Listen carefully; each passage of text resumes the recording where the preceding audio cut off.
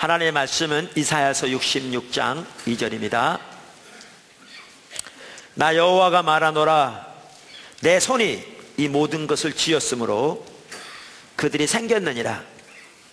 무릇 마음이 가난하고 심령에 통회하며 하나님의 내 말을 듣고 떠는 자, 그 사람은 내가 돌보려니와. 2주 전에 우리가 바리새인의 영에 대해 살펴봤습니다. 그러니까 바리새인의 영이라는 이름의 귀신이 있다는 얘기가 아니고 바리새인에 의해서 대표되어지는 그 신앙관, 신앙의 자세와 태도를 살펴봤습니다. 무서운 것입니다.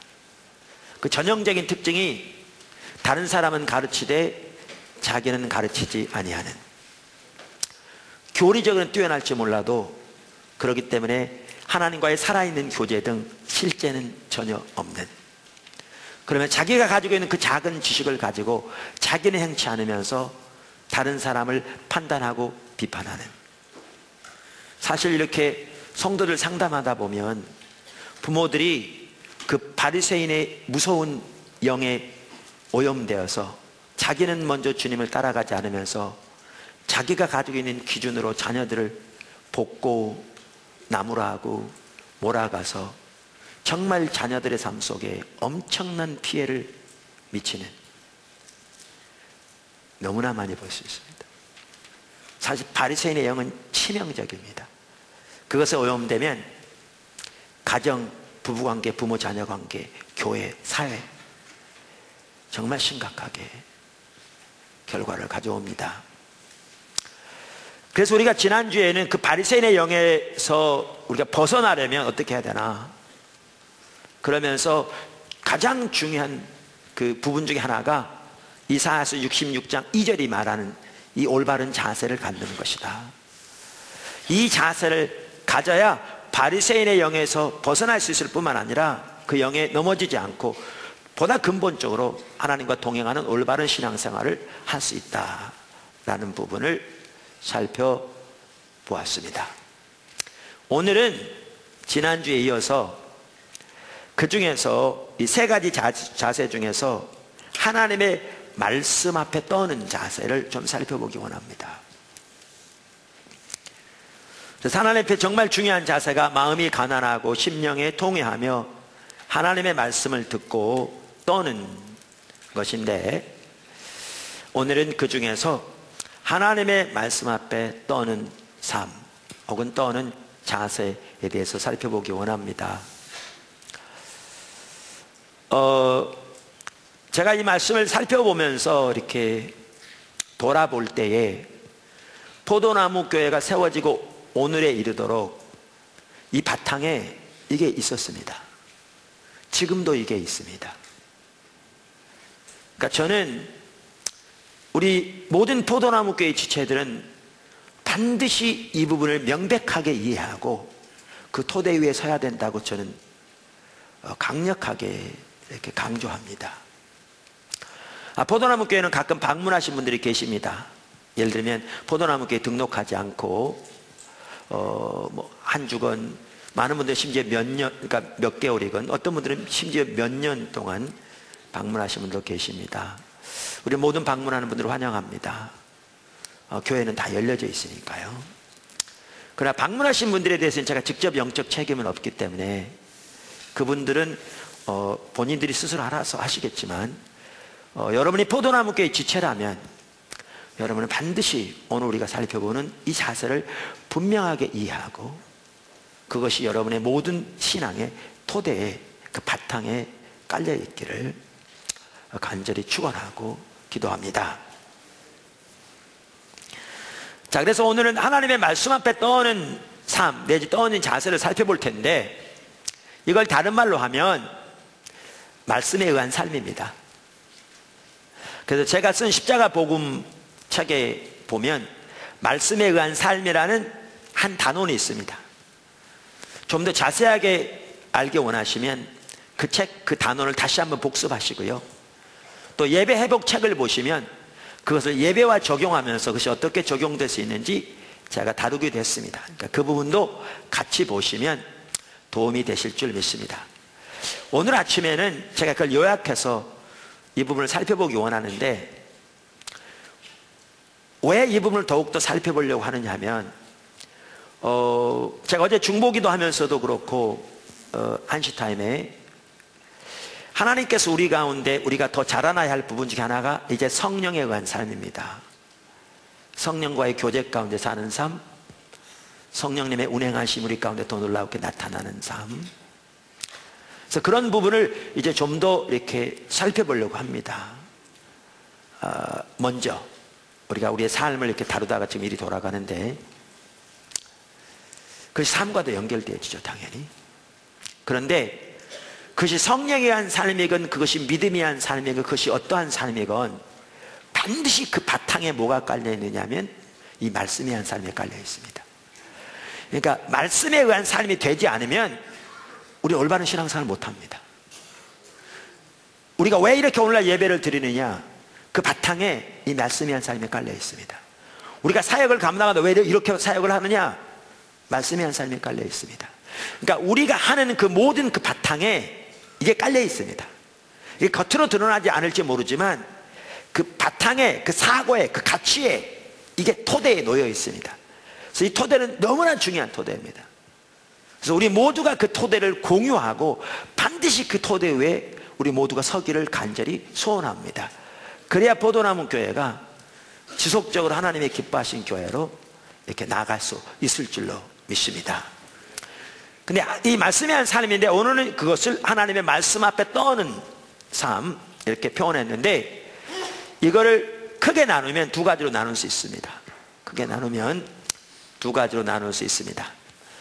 자, 일부 예배 때는 사실 이렇게 살펴보다 보니까 한 가지밖에 못 살펴봤는데, 그래서 두 번째는 간단히 언급만 하고 넘어갔는데, 2부 예배는 1부보다 좀 시간이 많으니까 조금 더 잘 될 줄로 믿습니다. 혹시 방문하신 분 환영합니다만, 포도나무교회는 참고로 1부 예배는 2시간 드리고요, 2부 예배는 2시간 반 드립니다. 2시간 반에 끝날 때가 드물지만, 네, 그래서 마음 푹 놓고 천천히 하나님의 말씀을 들으시면 되겠습니다. 그 하나님의 말씀 앞에 떠는 자세에는 두 가지 요소가 포함됩니다. 지난주에도 그 두 가지를 잠깐 언급하긴 했는데 표현은 다를지 모르지만 같은 것입니다. 그 두 가지는, 첫째, 하나님의 말씀이 철저하게 우리의 기준이 되는 삶입니다. 하나님의 말씀이 철저하게 우리의 기준이 되는 삶. 두 번째, 하나님의 말씀에 우리 자신의 삶을 거는 삶. 하나님의 말씀에 우리 자신의 삶을 거는 삶. 자, 두 가지가 뭐라고요? 하나님의 말씀이 철저하게 우리의 기준이 되는 삶.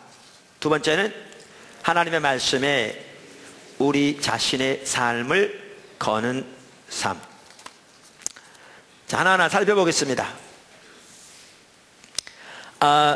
제가 이걸 다른 말로 표현하면 말씀에 의한 삶이라 이렇게 표현할 수 있는데, 제가 십자가 복음에서 나눴다 그랬습니다. 그러면서 여러분 중에는 이걸 기억하고 있는 분들이 덜어 있을 겁니다. 사실은 모든 성도는 다 기억해야 합니다.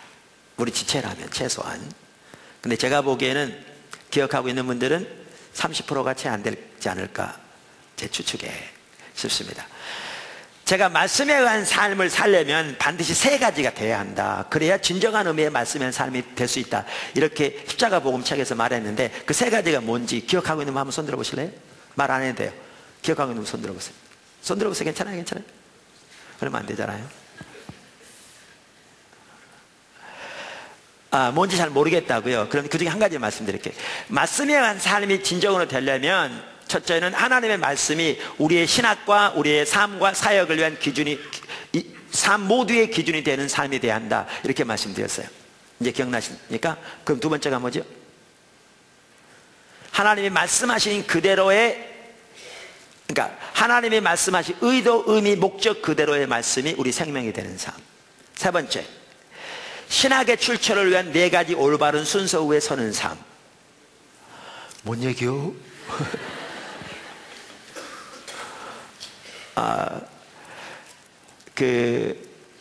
성경에 보면 세대가 바뀌면 전혀 새로운 세대가 태어나서 하나님의 길을 모르고 다시 시작해야 하는 경우가 많은데 우리가 그렇게 된 건 아니겠죠. 배워야 할 절실한 필요 가운데 있습니다.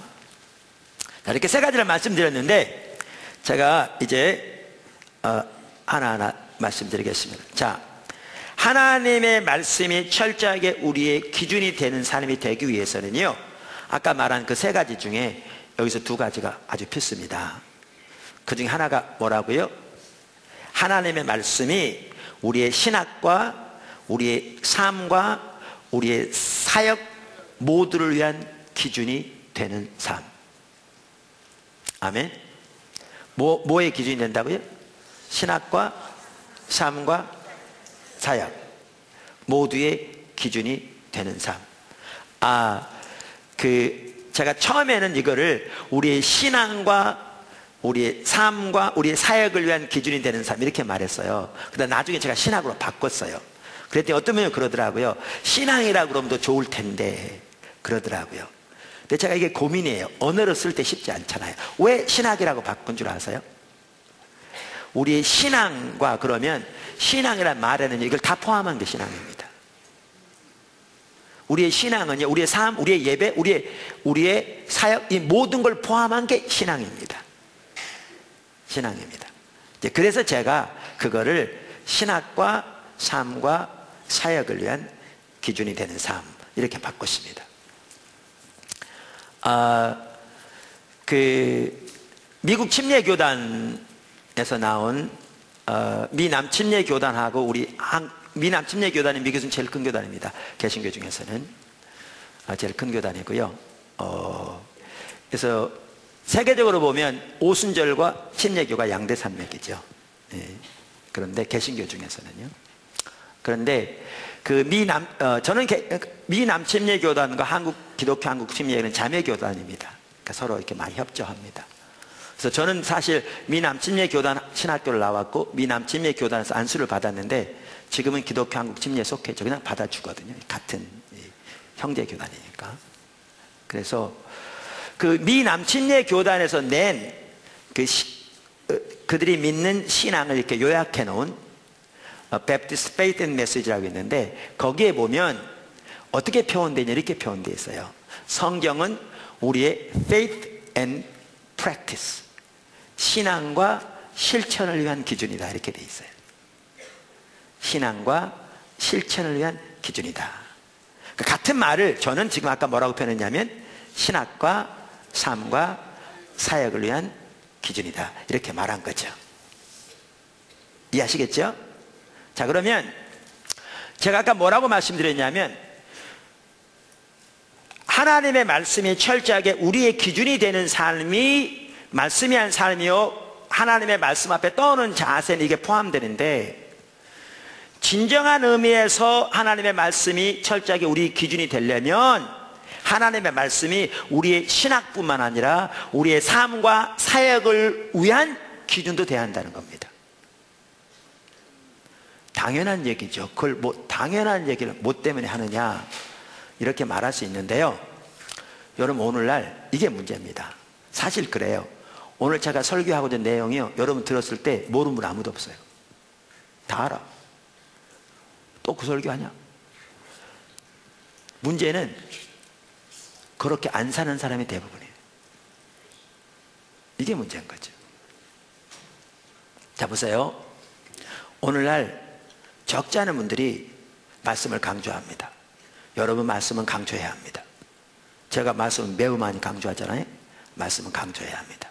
그런데 어떤 분은 말씀 그러면서도 그 말씀을 강조하되 교리를 위한 말씀은 강조합니다. 그것도 자기 관점에서. 그러면서 삶과 사역을 위한 기준으로서의 말씀은 고려하지도 않는 경우가 너무너무 많습니다. 우리의 예배가 성경에 나오는 하나님의 기준을 따라서 하나님의 기뻐하시는 예배가 되기 위해 고민하는 교회요, 드뭅니다.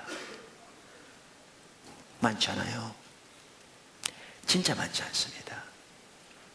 사람만 많이 오면 됩니다. 숫자 성장하면 돼요. 성도들이 은혜 받았다고 마음 훈훈해지면 되는 겁니다. 그 바탕에 우리의 예배가 하나님의 말씀이 말하는 그 기준에 합한 예배가 되기 위해 어떤 예배가 하나님의 말씀에 합하며 어떻게 우리의 예배가 하나님이 말씀에 합한 예배가 되기 위해 고민하는 교회예요. 100교회 중에 몇 교회나 될 거라고 생각하십니까? 오늘날. 그러면서 우리는 말씀 그럽니다. 그거요 전혀 말씀이 한 사람 아닙니다. 아닙니다. 그래서 제가 하는 얘기입니다. 그래서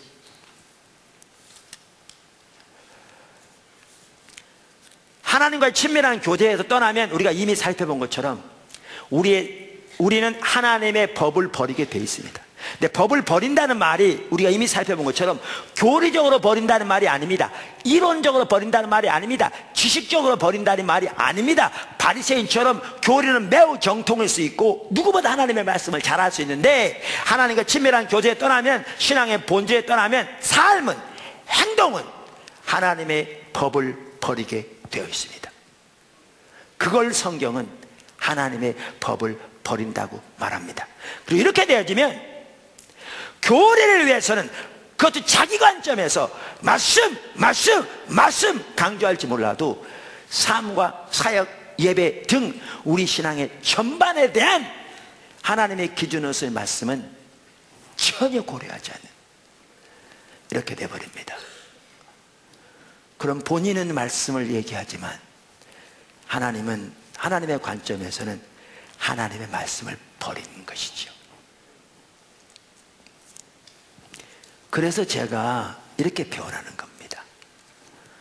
진정한 의미의 말씀에 관한 삶이 되려면 하나님의 말씀이 우리의 신학뿐 아니라 우리의 삶과 우리의 사역 등 우리의 신앙 전반을 위한 기준이 되어야 한다.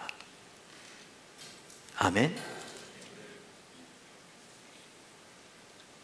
그 중에 가장 중요한 한 부분은 우리의 예배입니다. 하나님께 드린 예배.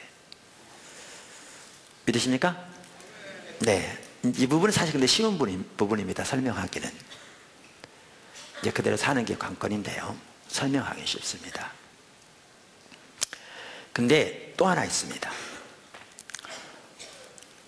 하나님의 말씀이 철저하게 우리 기준이 되어지려면 반드시 뭐가 되느냐면 제가 아까 잠깐 언급한 것처럼 신학을 위한 4가지 출처의 올바른 순서 위에 서는 삶이 되어야 합니다. 제가 오늘 일부 예배 설교하다 보니까 오늘은 설교가 아니고 강의더라고요. 괜찮아요. 예수님도 많이 가르치셨잖아요. 가르칠 때가 있고 선포할 때가 있죠. 오늘의 모두는 주로 강의하는 모두입니다. 그럼 여러분 그렇게 말할지 몰라요. 목사님은 거의 맨날 강의하는데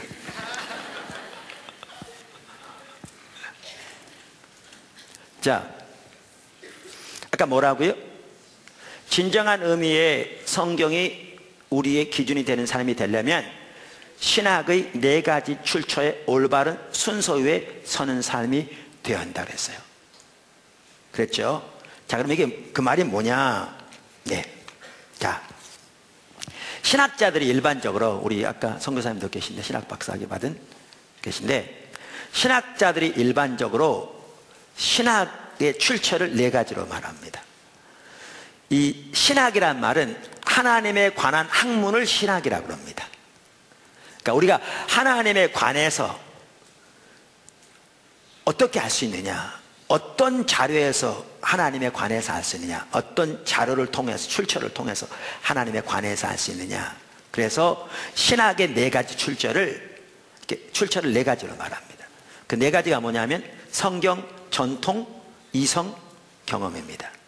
성경, 전통, 이성, 경험. 4가지가 뭐라고요? 성경, 전통, 이성, 경험. 그런데 우리의 신앙이 올바로 되려면 반드시 제가 지금 말씀드린 이 4가지 순서 위에 서야 합니다. 그래야 우리가 올바른 신앙생활을 할 수 있습니다. 제 첫 번째가 성경이고 그 다음이 전통이고 이성이고 경험이라 그 말입니다. 아멘. 자, 우선 간단히 제가 좀 말씀드릴 텐데, 여러분 우선 전통도 매우 중요합니다. 전통이 중요하다고요? 안 중요하다고요? 중요하다고요. 그러니까 전통 그 자체는 중립입니다. 그것이 좋을 수도 있고 나쁠 수도 있습니다. 그러면 뭐가 좋은 거고 뭐가 나쁜 걸까요? 성경에 기초한 전통이면 좋은 것이고 성경에 기초하지 않는 것이면 나쁜 전통입니다. 아멘? 왜냐하면 성경의 기준이니까. 그래서 성경에 기초한 전통은 좋은 전통이고 그 전통은 중요합니다. 그래서 학자들이 신학의 출처 중에 하나로 전통을 들고 있는 겁니다. 그럼 전통이라는 말은 뭐 전통적으로 내려오는 규례와 규칙도 말하지만 보다 근본적으로 뭘 말하느냐면 예수님 시대부터 오늘까지 교회사 2000년 동안 하나님께서 수많은 하나님의 사람들에게 보이셨던 하나님의 길, 다시 말하면 학자들의 의견을 말합니다. 학자들의 의견을 말합니다.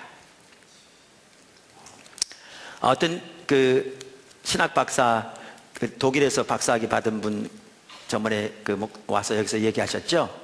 아, 독일이었군요. 독일인가 도서관에 갔더니 어딘지 제가 기억은 생각이 안 납니다. 도서관 넓은 곳에 초대교회 교부들의 책자가 거기 꼽혀 있는데 가득 꼽혀 있더라. 엄청난 규모의 연구가 되어진 겁니다. 지금까지 남아있는 자료만 하더라도. 이게 다 뭐냐? 전통입니다. 전통입니다.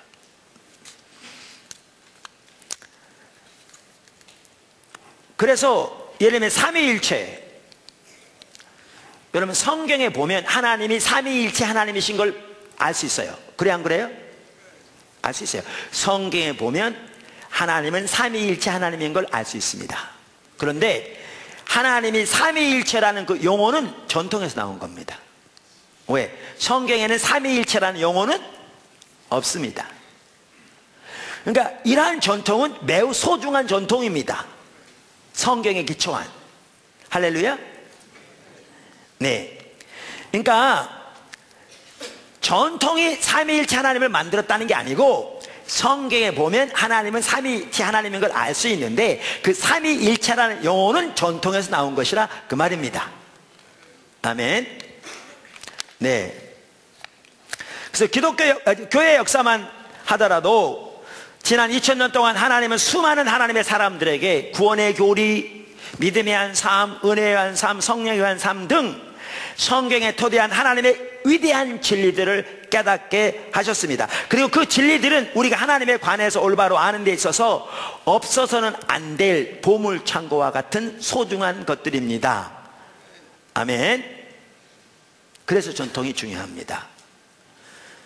어떤 사람이 2000년 동안 한 사람에 의해서도 발견되지 않은 정말 새로운 진리를 성경을 근거로 해서 발견했다. 오늘날 그렇게 말하면 일단 의심하시는 게 좋습니다. 해 아래 새 것이 없다고. 제 책 십자가 복음에 나온 내용들이요, 단 하나 새로운 게 없습니다. 2000년 교회사 역사 동안 하나님의 수많은 사람들에게 보이신 성경을 토대로 하나님의 길들입니다. 할렐루야. 그래서 전통이 중요합니다. 아멘. 자, 이성도 중요합니다. 합리적인 사고, 영어로 reason. 하나님에 관해서 올바로 아는 데 있어서 이성, 즉 합리적인 사고도 매우 중요합니다.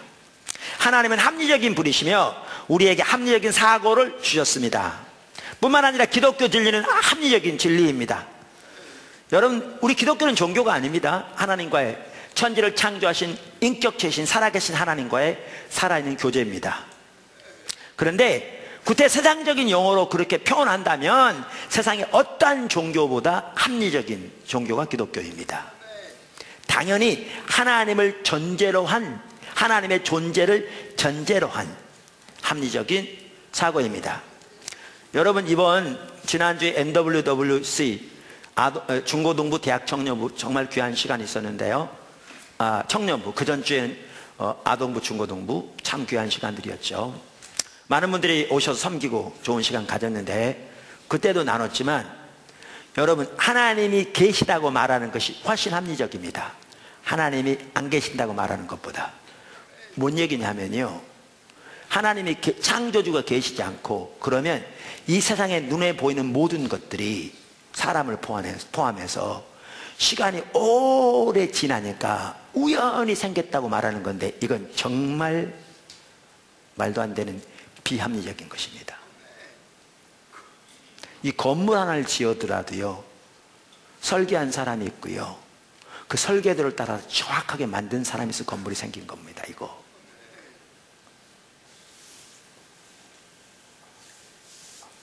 시간이 오래 지났더니 우연히 생긴 게 아닙니다. 갑자기 뒷산에서 폭발이 팍 일어났더니 흙이 날리고 바위가 날리면서 그걸 차곡차곡 쌓여가지고 이렇게 된 게 아닙니다. 이렇게 하나님이 계시다고 믿는 것이 안 계시다고 믿는 것보다 훨씬 합리적입니다.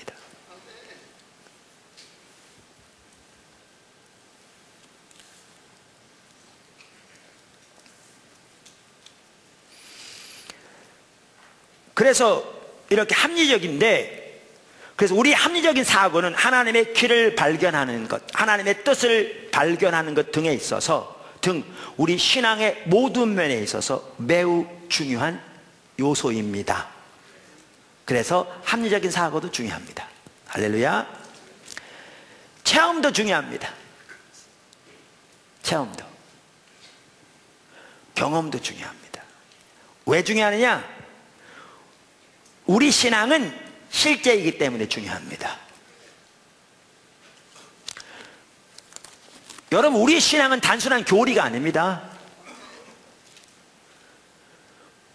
우리의 신앙은 성경에 나와 있는 하나님의 교리를 단순히 이론적으로 지식적으로 아는 것이 아닙니다. 성경에 나와 있는 하나님에 관한 교리를 이론적으로 지식적으로 아는 것은 그대로 살기 위한 수단에 불과하고, 그렇게 하나님과의 살아있는 실제적인 교제 가운데 살아감으로 성경에서 말하는 하나님이 하나님을 백성들에게 하신다고 하는 일들이 실제적으로 우리의 삶 속에 일어나는 것, 그게 신앙입니다. 그게 신앙입니다.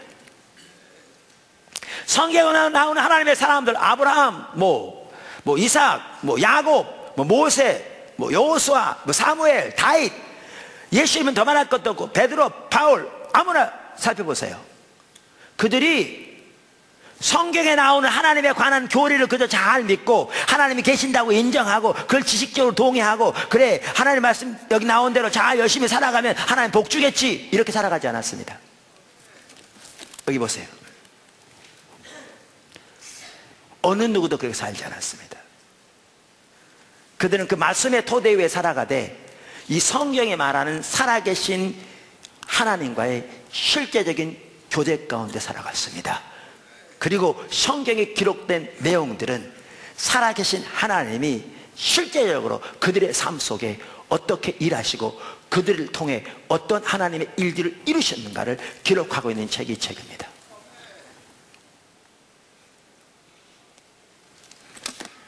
여호와 이레 하나님. 여호와 이레는 하나님은 공급하시는 분이시다, 필요를 채우시는 분이시다, 그런 뜻이거든요. 그러면 여호와 이레 하나님이란 말은, 우리 하나님은 여호와 이레 하나님으로서 하나님의 이름은 그분의 성품을 가리키는데, 하나님은 그분의 백성들의 필요를 채우시는 분이다 라는 것을 이론적으로 지식적으로 아는 것이 신앙생활 잘하는 것이 전혀 아닙니다. 아브라함이 그 하나님을 알게 된 것은 실제로 그의 삶의 경험을 통해 그의 필요를 채우시는 하나님을 경험함으로 알았습니다. 로이드 존스 목사님은 교리적으로는 정통인데 하나님에 관해서 누구보다 뛰어난 성경적인 교리적인 지식은 가지고 있는데, 그 삶의 실제는 전혀 없는, 예를 들면 컵으로 말하면 컵은 좋은데 비어있는 이런 사람들을 죽은 정통주의라고 했습니다.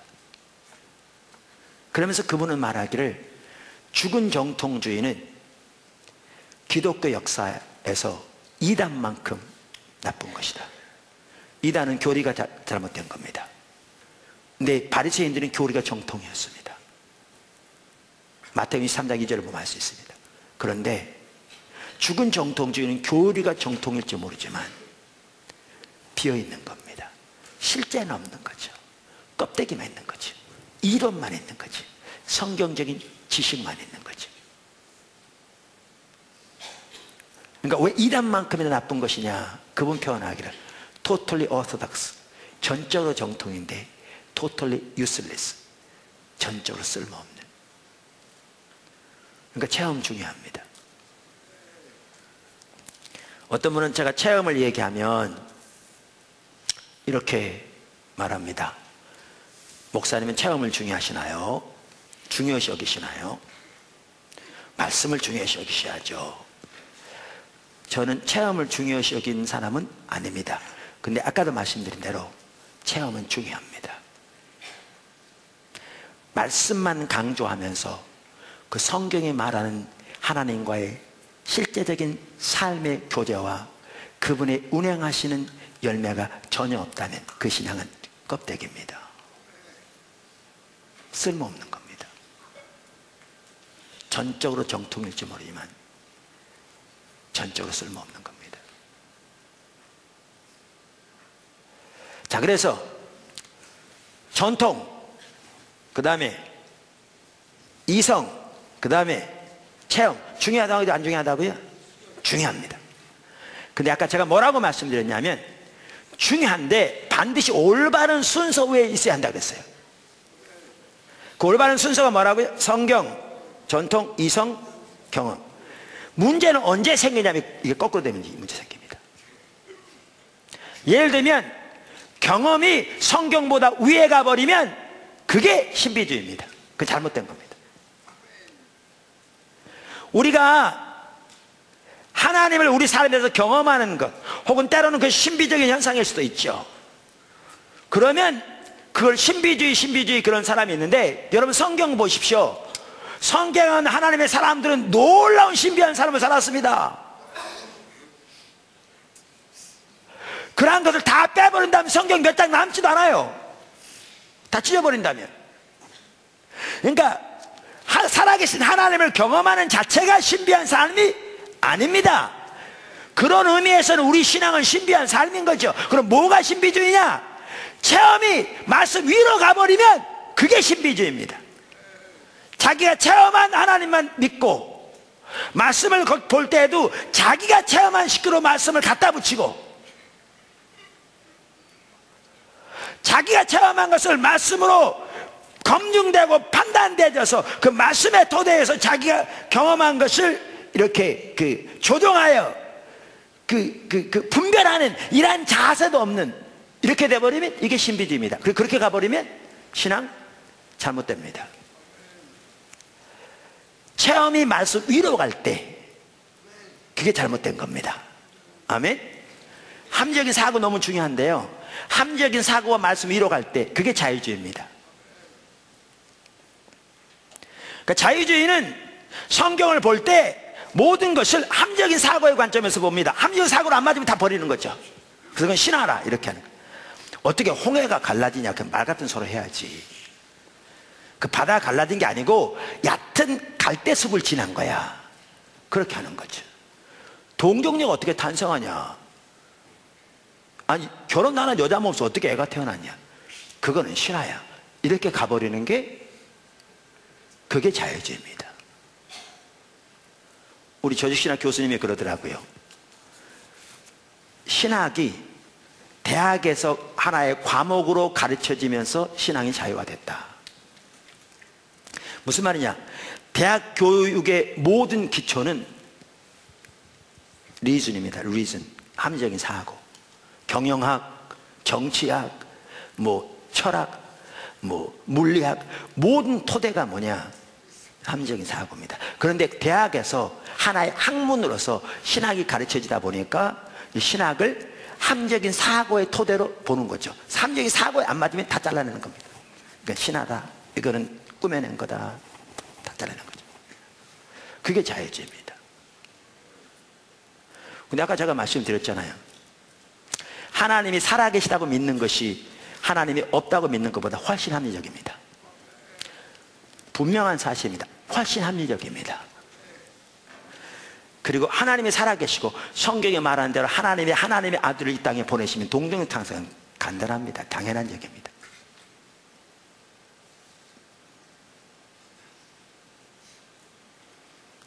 지난 주간에 집회 참석하셨으면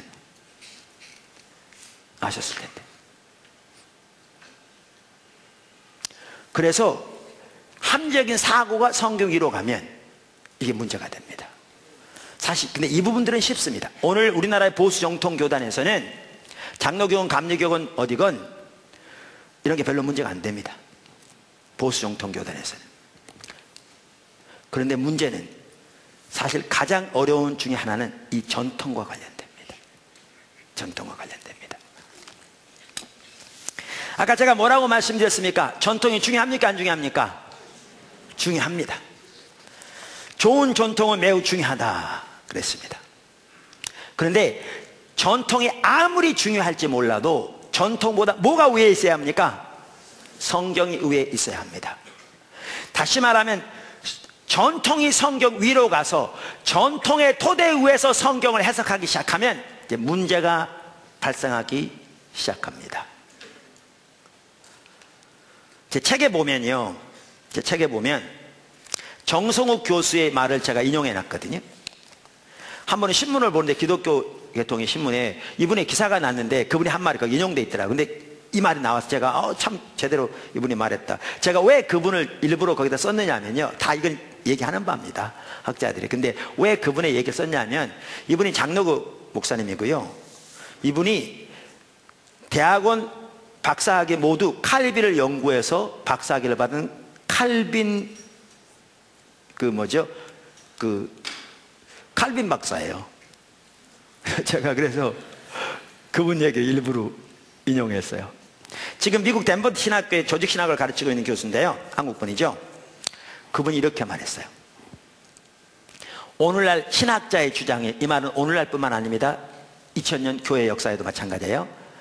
오늘날 신학자의 주장이 성경보다 우위에 있으면 성경의 권위를 약화시키는 것은 물론 신학을 인간의 학문으로 만들어버린다. 이해하십니까? 다시 읽을까요? 오늘날 신학자의 주장이 성경보다 우위에 있으면 성경의 권위를 약화시키는 것은 물론 신학을 인간의 학문으로 만들어버린다.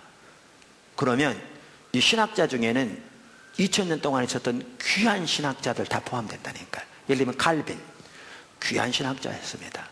근데 문제는 이겁니다. 바꿔 말하면 오늘날 칼빈의 주장이 성경보다 우위에 있으면 성경의 권위를 약화시키는 것은 물론 신학을 인학으로 만들어 버리는 것이다. 이제 여기 들어가면 이제 많은 사람들은 이제 좀 쉽지 않습니다. 인상을 쓰기 시작할 겁니다.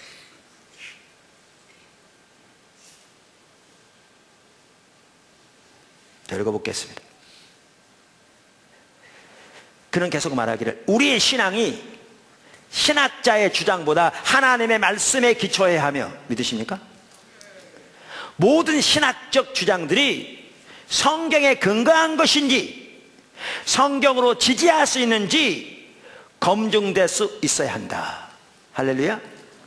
신학 박사라고 다 믿지 마십시오. 어떤 신학 박사는요, 신학 박사라고 하면서 예수님이 왜 십자가 위에서 돌아가실 때 눈물 흘리셨느냐, 사랑하는 막달라 마리아를 혼자 두고 가는 것이 슬퍼서 그랬다, 그런 사람도 있어요. 진짜예요.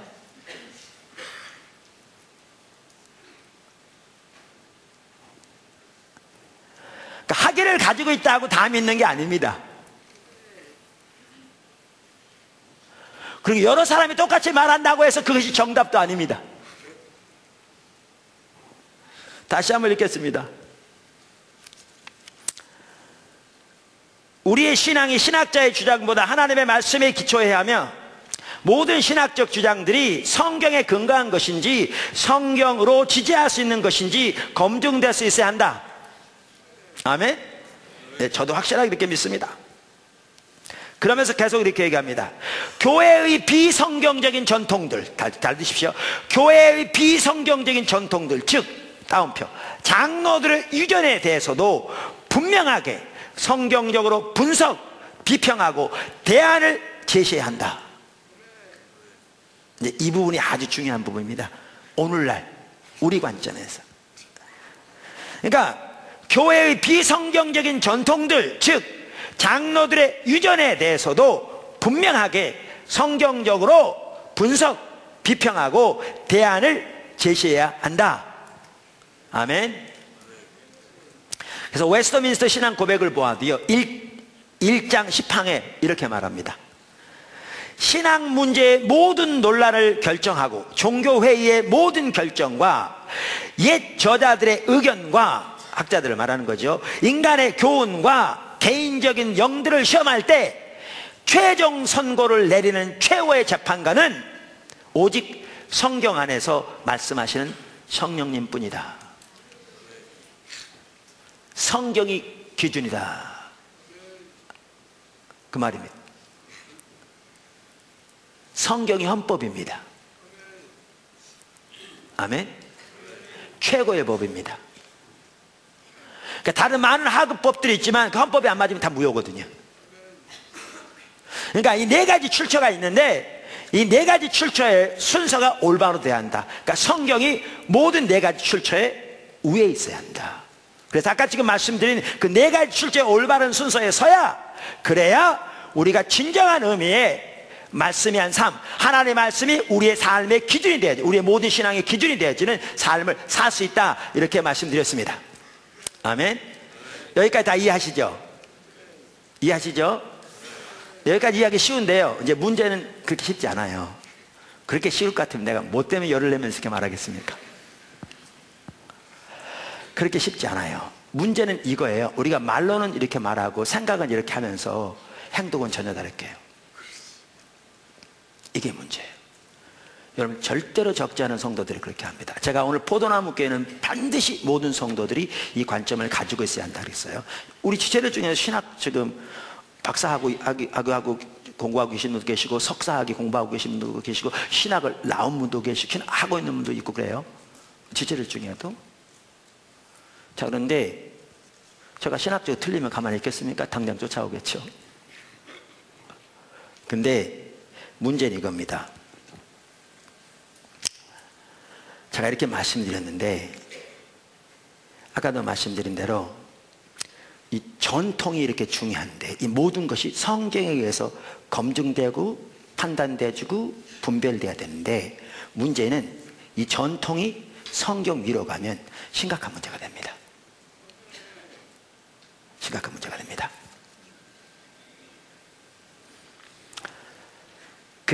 우선 성경을 한 구절 보겠습니다. 성경을 마태복음 15장을 찾으십니다.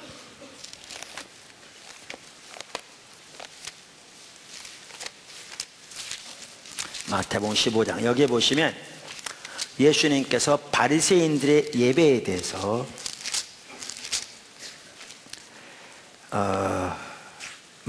말씀하고 계신 게 나옵니다. 7절부터 읽겠습니다. 마태복음 15장 7절. 1절 보시면, 그때 바리새인들과 서기관들이 예루살렘부터 예수께 나와 이르되, 이걸 보면 이 말씀이 예수님이 바리새인들과 서기관들에게 하신 말씀인 걸 볼 수 있습니다. 그렇죠? 자, 7절. 외식하는 자들아, 이사야가 너희에 관하여 잘 예언하였도다. 일러스되 이 백성이 입술로는 나를 공경하되 마음은 내게서 멀도다. 사람의 계명으로 교훈을 삼아 가르치니 나를 헛되이 경배하는도다 하였느니라 하시고, 여기 보시면요, 예수님 우선 이 구절은 이사야서 29장 13절을 인용하신 말씀입니다. 아까 여기 8절 9절은요. 그러니까 여기에 보시면 예수님이 지금 뭐라고 그러시냐면 서기관들과 바리새인들에게 너의 예배는 하나님 앞에 헛된 예배다. 하나님 받지 않으신다. 왜냐하면 너의 예배는 마음은 없는 입술로만 드리는 입술뿐이 예배일 뿐만 아니라 너의 예배는 하나님의 말씀에 기초한 것이 아니라 사람의 교훈에 기초한 예배이기 때문에, 인간의 의견에 기초한 예배이기 때문에 나를 헛되이 예배한다. 이렇게 돼 있어요. 그 써 있어요, 안 써 있어요? 써 있어요. 성경에 써 있어요. 써 있어요. 이 구절이 어느 구절을 인용한 거라고요? 이사야서 29장 아까 13절. 그러니까 이 얘기는 뭐냐면 이사야 시대의 예배도 그랬고 바리새인의 예배도 그랬다는 거예요. 근데 우리가 지난주에 그거 살펴봤어요. 바로 지난주에 이사야서 66장 2절의 자세가 없는 예배가 얼마나 하나님 앞에 타락한 예배인 걸 살펴봤어요, 지난주에. 근데 우리가 이미 본 대로 이사야서 1장에 보면 아시겠지만 그들의 예배가 그 당시 가지고 있던 율법에서 말하는 그대로 한 예배였습니다. 다시 말하면 구약 성경에서 명령한 그대로 예배였습니다. 다시 말하면 안식일, 월삭, 모든 대회 절기 철저하게 성경에 규정된 대로 지켰고, 하나님께 제물을 드리되 숫송아지, 순염소, 순양, 어린 양 등 성경에 규정한 제물들을 드렸고, 그것도 흠있고 병든 걸 드린 게 아니라 흠없고 가장 살지고 좋은 걸 드렸고 무수히 하나님께 드렸습니다. 다시 말하면 그들은 그들의 예배를 성경대로 드린 겁니다. 바리새인도 당연히 그렇겠죠. 근데 하나님은 그들의 예배를 성경에 기초한 예배라고 말합니까? 사람의 교훈에 기초한 예배라고 말합니까? 이게 문제입니다. 그리고 헛되이 경배한다는 거죠. 쓸모없는 예배라는 거죠. 실제로 우리가 지난주에 보았습니다. 하나님께서 이스라엘 시대에 얼마나 그 예배를 증오하셨는가. 내가 증오한다. 다시는 가져오지 말라. 헛된 재물, 너는 마당만 밟고 지나간다. 누가 요구했느냐? 내가 가증히 여기는 바라. 성경대로 드리는데. 그러니까 여러분, 그 시대 그들이 알아들었어요, 못 알아들었어요? 못 알아들은 겁니다. 우리는 이런 구절 읽을 때 이렇습니다. 성경에 써있죠. 이게 하나님의 말씀 믿으시죠? 하나님의 말씀 믿으니까 우리는 뭐라고 이렇게 써있으니까 이스라엘 시대 예배, 바리새인 예배가 타락했다는 걸 알아요. 써있으니까. 그 성경에 써있는 대로 저들의 예배는 하나님의 말씀에 기초한 예배가 아니라 사람의 의견에 기초한 예배로서 하나님 앞에 헛된 예배였다. 이사야 같은 게 더 자세하게 나오는데 하나님이 증오하신 예배였다. 알아요. 문제는 뭐냐면 하나님이 말씀하신 의미를 모르면 우리가 똑같은 상태에 있으면서도 우리가 이런 예배를 드리고 있다는 사실을 몰라요. 이게 무서운 거예요. 여러분, 아까 말씀드린 대로 이사야 시대만 하더라도 그들은 성경에 나오는 규정대로, 그 당 성경 구약 성경이잖아요. 성경에 나오는 규정대로 했기 때문에, 율법 했기 때문에 본인들의 예배는 당연히 하나님의 말씀에 기초한 예배라고 확신했을 겁니다. 성경대로 했는데요. 근데 하나님이 이렇게 말씀하신 겁니다. 그럼 바리새인들은 이사야서를 읽으면서, 바리새인 시대는 이미 이사야서가 성경으로 받아들여진 시대입니다. 이사야서를 읽으면서 자기 조상들의 예배가 타락한 예배라는 걸 알았을 겁니다. 성경에 써 있으니까. 정말 하나님이 증오하신 예배라는 걸 알았을 겁니다. 써 있으니까. 근데 그들은 그 조상들의 예배가 타락한 건 알았지만 자기들은 철저하게 그 당시 성경인 구약의 기초에서 드린 예배이기 때문에 자기들의 예배가 타락한 예배라는 건 상상하지도 못했을 겁니다. 근데 예수님은 똑같다는 겁니다. 실제로 구약의 이스라엘 백성들만 하더라도 예레미야 시대 나라가 망할 때까지 바리새인들은 예수님이 예언하신 대로 한 세대가 지나기 전에 서기 70년에 예루살렘 성전 전체가 불타 없어지고 잿더미가 되어지고 그들이 망할 때까지 이 사실을 몰랐습니다. 이런 관점을 보아야 오늘날 우리의 현실을 볼 수 있습니다. 그냥 쉽게 넘어갈 게 아닙니다. 쉽게 넘어갈 게 아닙니다. 그럼 뭐가 문제였냐는 거죠. 왜 하나님은 이렇게 말씀하셨냐는 거죠. 왜 예수님은 이렇게 말씀하셨냐는 겁니다. 근데 이렇습니다. 여기에는 당연히 뭐가 포함되어 있냐면 모든 의식은 본질을 위한 수단이니까 우리가 하나님을 알고 존재를 다해 사랑하며 하나님 향하신 모든 사람을 동참하며 그 길을 따라 사는 삶이 같이 가야 예배가 의미가 있습니다. 이 삶이 없이 의식만 남으면 아무리 그것이 성경의 규정대로 드려진 예배를 할지라도 하나님 앞에서는 아무런 쓸모없는 껍데기에 불과합니다. 그래서 하나님 이렇게 말씀하신 겁니다. 그러니까 실제 삶에서는 하나님의 법을 버렸으면서 종교적인 의식만 남아봐야 하나님 앞에 아무런 의미가 없는 겁니다. 그러니까 입술뿐인 예배한 거죠. 그걸 두고 그렇게 말씀하신 겁니다. 또 지난주에 살펴본 것처럼 이렇게 우리 삶이 같이 가려면 자세부터가 중요한데, 그래서 올바른 자세, 이사야 66장 나온 것처럼 그 자세를 가지고 주님 앞에 겸손하며 애통하며 주님의 말씀 앞에 떠오르는 자세로 주님을 추구하는 삶이 있어야 되는 건데, 이게 없이 드리는 의식은 성경이 규정대로 드린다 할지라도 이사야 66장 3절에 지난번 본 것처럼 개 목을 꺾어 드리는 예배, 돼지 피를 가지고 드리는 예배, 살인하는 것과 같고 우상에 절하는 것 같은 그렇게 심각한 예배인 것을 말씀하셨습니다. 이건 이미 살펴봤어요.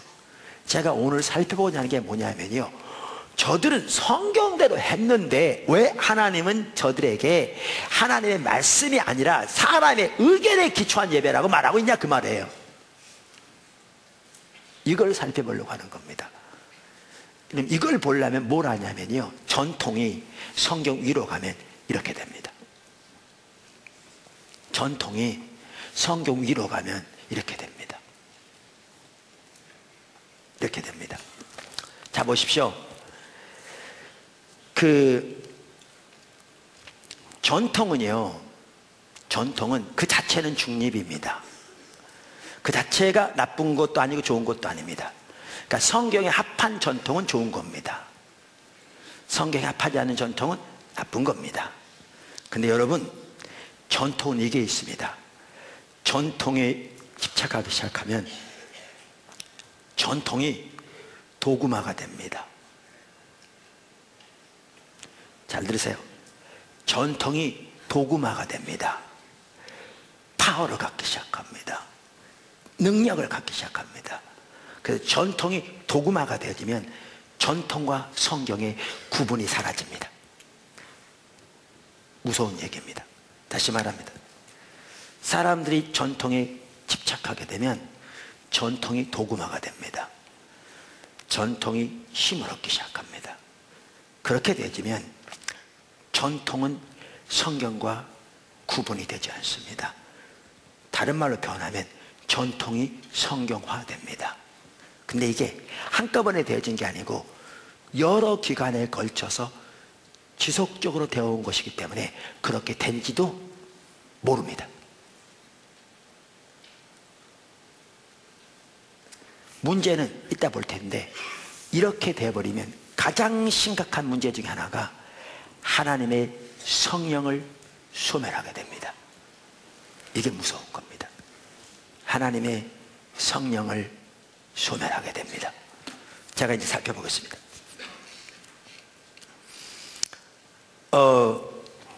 여러분, 가톨릭에서는요, 마리아에게 기도합니다. 아시죠? 그렇게 하다 보니까 점점 지나면서 그들은 마리아가 동정녀라고 믿습니다. 성경을 보시면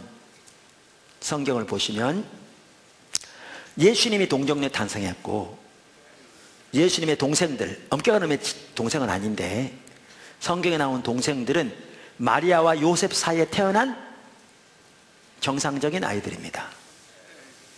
그런데 가톨릭에서는 마리아를 동정녀라고 믿고요, 그 아이들은 마리아의 몸에서 난 것이 아니라고 믿습니다. 그리고 마리아는 죽지 않고 승천했다고 믿습니다. 그래서 그들은 마리아에게 기도합니다. 또 가톨릭에서는 예배 시간에 촛불을 켭니다. 촛불 켠 잔치가 문제가 아닙니다. 조금 이따 기다려 보셔야 합니다. 근데 여러분, 성경을 창세기부터 요한계시록까지 1000번을 읽어도 마리아가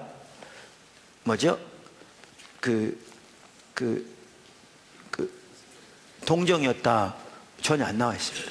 죽지 않은 채 승천했다. 전혀 안 나와 있다. 안 나와 있습니다.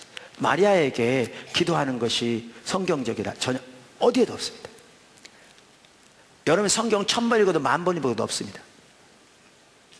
근데 그들은 성경에는 전혀 없는 건데 그것을 당연한 성경적인 가르침으로 믿습니다.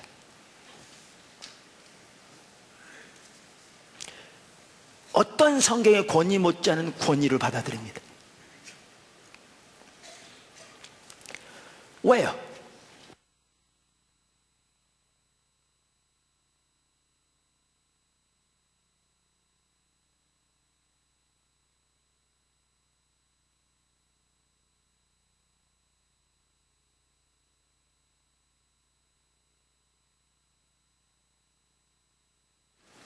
왜 그렇습니까? 어디에도 안 나왔는데.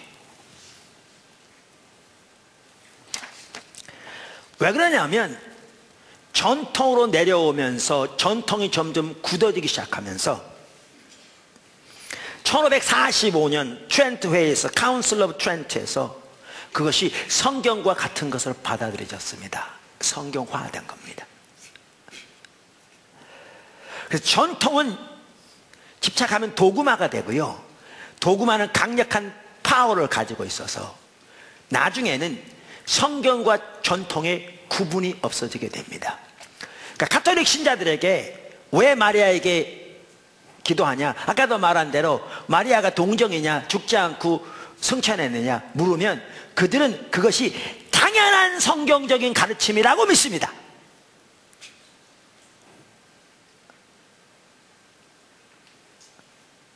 근데 그것은 전혀 성경적인 가르침이 아닙니다. 그거는 그들의 전통입니다. 실제로 성경과 전혀 어긋나는 전통이죠. 자, 그럼 문제는 이게 가톨릭만의 문제냐라는 겁니다. 그렇다면 제가 여기서 말할 필요 없죠. 저는 지금 가톨릭 욕하기 위해서 말한 말이 아니었는데요.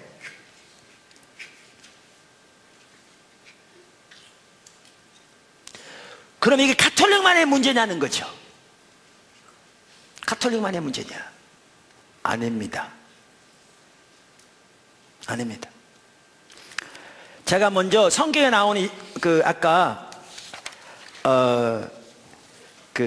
예를 하나 들어보겠습니다. 요한복음 5장에 보면 예수님께서 베데스다 연못가를 지나시다가 거기에 환자들이 모여 있었는데 그 환자들 중에 38년 된 병자를 고치십니다. 나오죠.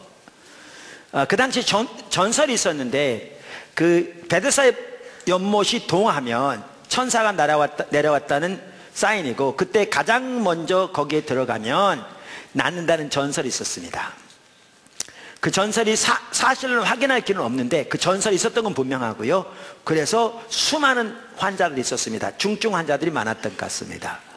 예수님이 안식일에 거기를 지나가시다가 38년 된 병자에게 가서 내가 낫기를 원하느냐 그랬더니 내가 물이 동할 때 나를 넣어줄 사람이 아무도 없는데요. 그렇게 대답하자 일어나 자리를 들고 걸어가라 그러면서 일으켰더니 그 즉시 나은 겁니다. 그래가지고 그 사람이 자리를 들고 걸어갔는데 그날이 안식일이었습니다. 여러분 잘 보십시오. 그 당시 안식일에는 물건을 이쪽에서 저쪽으로 못 옮겼습니다.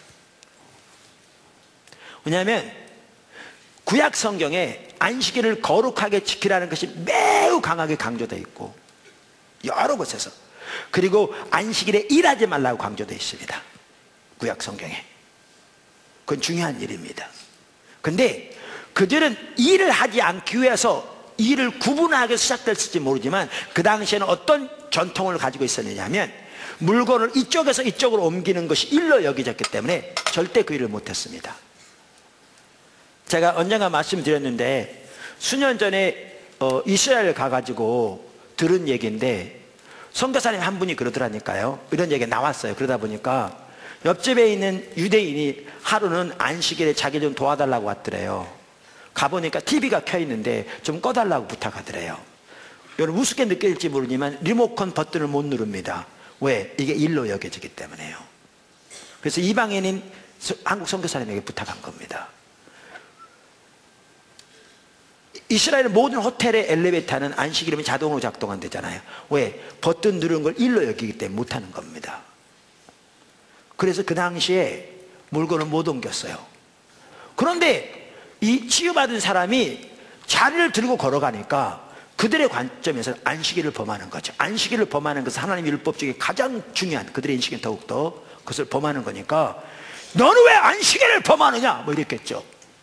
그랬더니 나를 고쳐준 분이 자리를 들고 걸어가라고 그러는데 그놈이 도대체 누구냐 그랬겠죠. 그 당시에 몰랐다가 나중에 그분이 예수님인 걸 깨닫고 예수라는 분이 그랬더니 그게 계기가 돼가지고 그 바리새 종교 지도자들이 예수님을 대대로 핍박했습니다.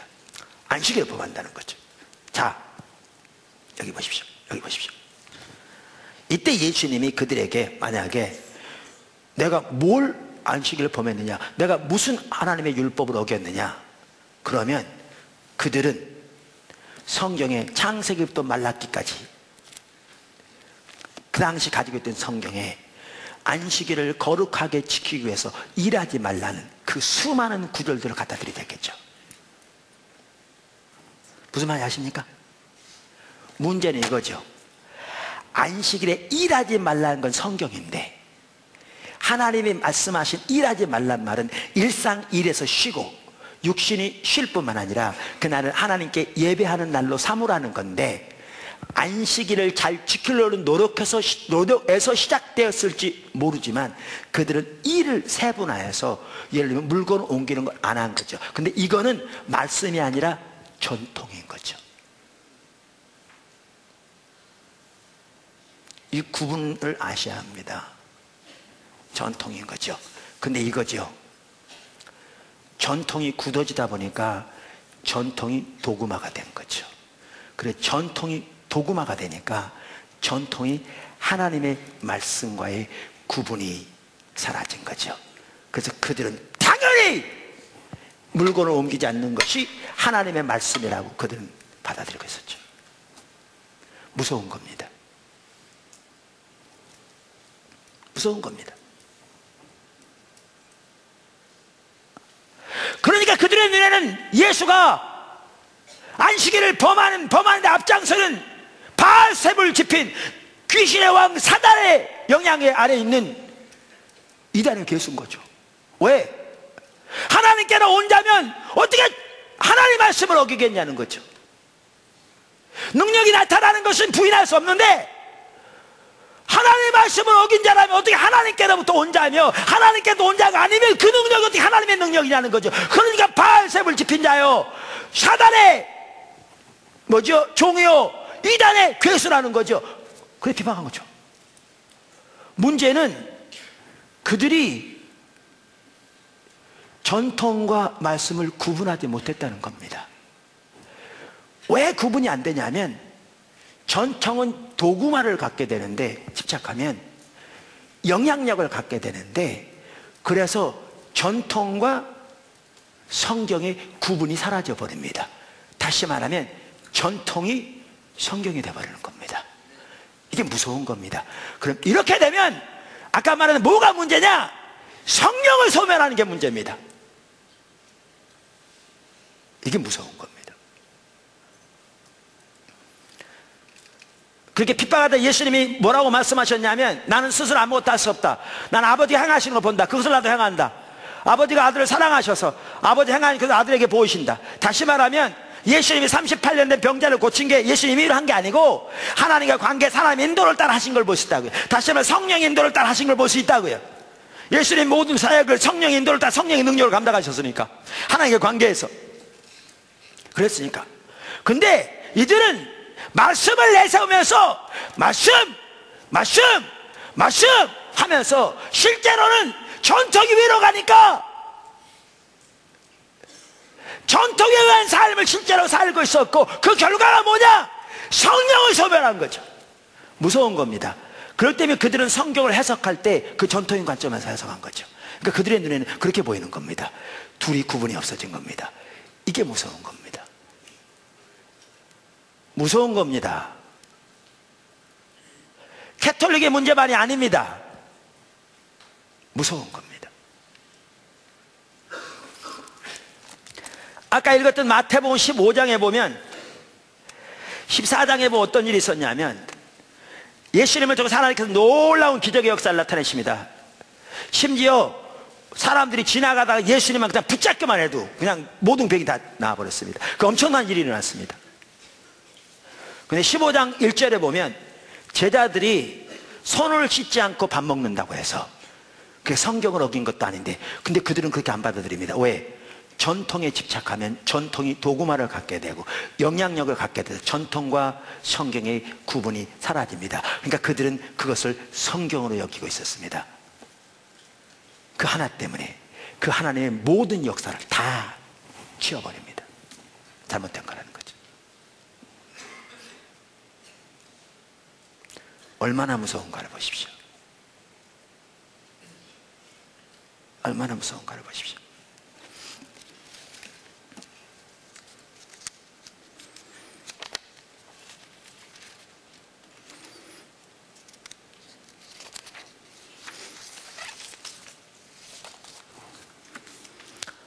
제가 한 예를 들면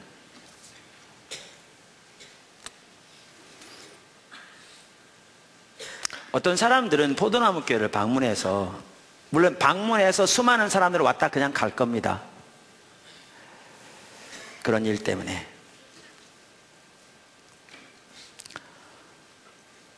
있는 사람들은 그나마 이해하니까 있겠죠.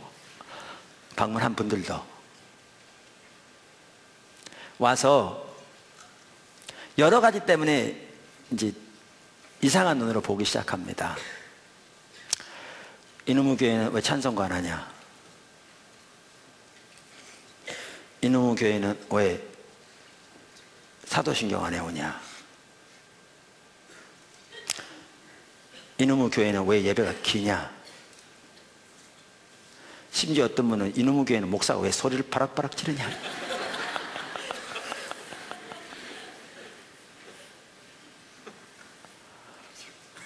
그래서 이상하게 보는 사람도 적지 않습니다.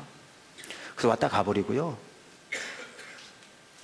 자, 이제 하나씩 물어보겠습니다. 예배 시간에 사도신경 외우는 게 좋습니까? 나쁩니까? 좋습니다. 내가 나쁘다고 그럴 줄 알았죠. 잘못하신 겁니다. 예배 시간에 사도신경 외우는 게 좋습니다. 그것이 사도신경이건 무슨 다른 신경이건 성경에 기초한 고백이라면 우리가 믿음으로 또박또박 고백하는 것은 좋습니다. 아멘? 자, 그럼 예배 시간에 사도신경을 안 해온 건 좋습니까? 나쁩니까?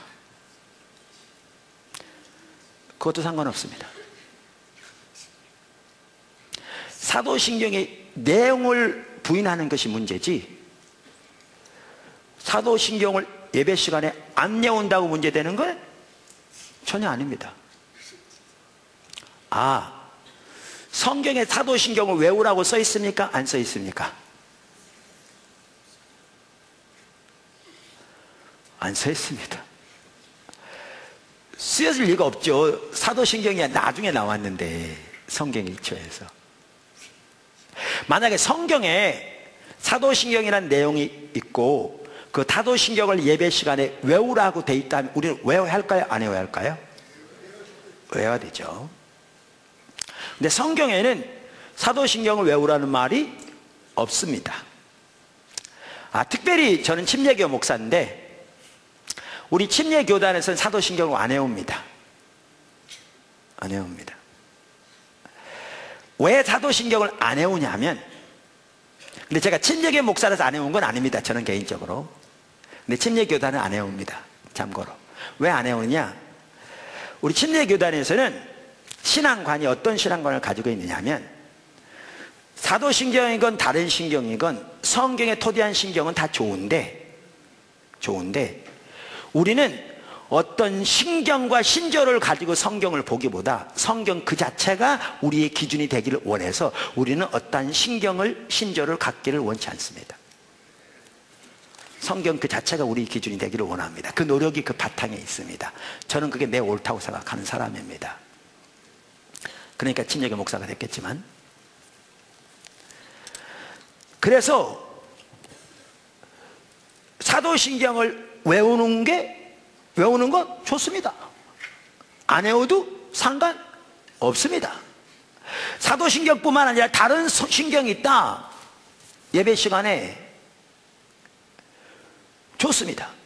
요즘 장로교 중에서는 어떤 축도하는 분들은 우리가 일반적으로 하는 대로 안 하고, 뭐죠? 그 누구의 기도인가? 그 기도를 가지고 그냥 하더라고요. 좋습니다.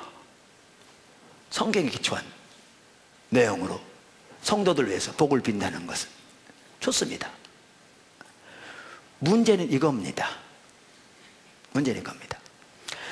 사도신경 아니라 다른 신경도 성경에 기초한 것을 우리가 또박또박 믿음으로 하나님 앞에 고백한다는 건 좋은 일인데, 또 그 내용을 믿지만 하지 않아도 상관은 없는데, 문제는 그 사도신경을 외워야 그 예배가 참다운 예배가 되어야 한다는 것은 정말 심각하게 잘못된 겁니다.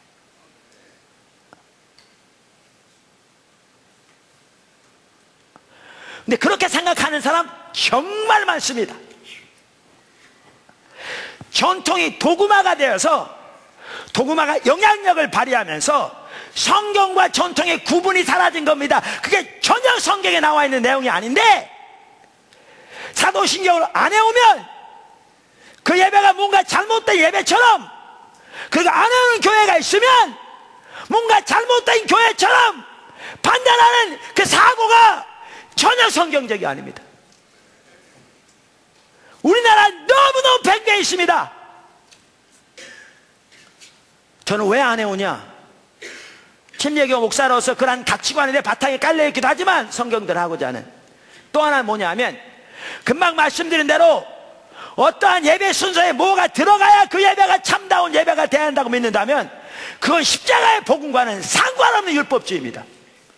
우리의 예배를 예배되게 하는 것은 예수님의 십자가의 공로밖에 없는데, 사도신경 외운다고 하면서 그 내용은 전혀 상관없이 입으로만 조달조달 외우면 그 예배가 참다운 예배가 되는 것이고, 그 순서를 안 가지면 그 예배가 뭔가 참다운 예배가 아니라는 것은 이 성경이 말하는 신앙과는 완전히 다른 너무너무 타락한 예배인 겁니다. 근데 오늘은 다 그렇게 하면서 그걸 성경이라고 생각합니다.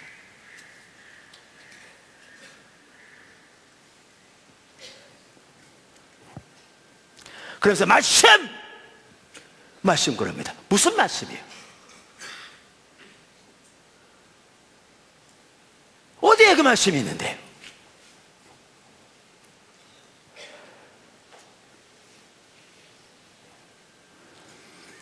어떤 사람들은 우리가 경배와 찬양한다고 이상하게 말합니다. 성경에 찬송가라고 되어 있나요? 우리가 지금 가지고 합동 찬송하라고 되어 있나요? 통합 찬송하라고 되어 있나요? 새 찬송하라고 되어 있나요? 지금의 찬송들도요, 수시로 변하잖아요. 그리고 우리가 가지고 있는 찬송들 그 연도를 보시면 대부분 다 미국이나 영국이나 서구에서 온 거예요. 근데 여러분 미국 교회 가보세요. 지금 거의 그런 찬송 부르지도 않아요. 그리고 새로 이번에 만든 찬송가에는 우리가 오늘 경배와 찬양을 한 내용도 많이 들어갔어요. 새로 만든 데는. 그러면서 뭐라고 그러냐면 그래요.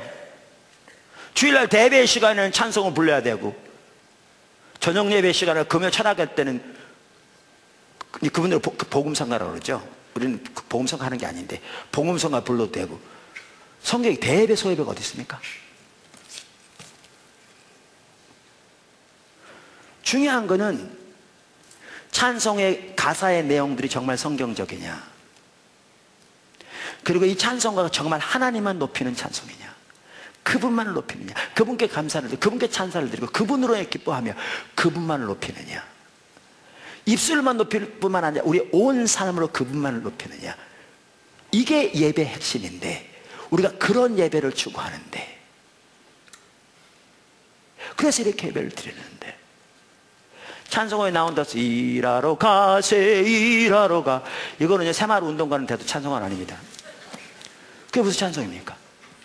그게 무슨 하나님께 찬사를 드리는 찬양입니까? 그게 무슨 하나님 그분으로 내 기뻐하는 찬양입니까? 그리고 찬송한다 그러면서 익숙한 찬송, 이렇게 중배 찬도 그렇게 되면 그건 타락한 겁니다. 익숙한 찬송, 입에서는 줄줄 나오면서 마음은 이만큼도 실리지 않은, 하나님을 의식조차도 하지 않는, 그러면서 몇 가지 그 예배 순서만 되면 되는, 그러면서 그 예배는 참다운 예배라고 생각하는, 전혀 성경적 아닙니다. 성경 어디에 써 있냐고요. 근데 그런 이해를 가지고 있는 사람들은 전통과 성경에 구분이 안 됩니다. 그걸 성경인 줄 압니다.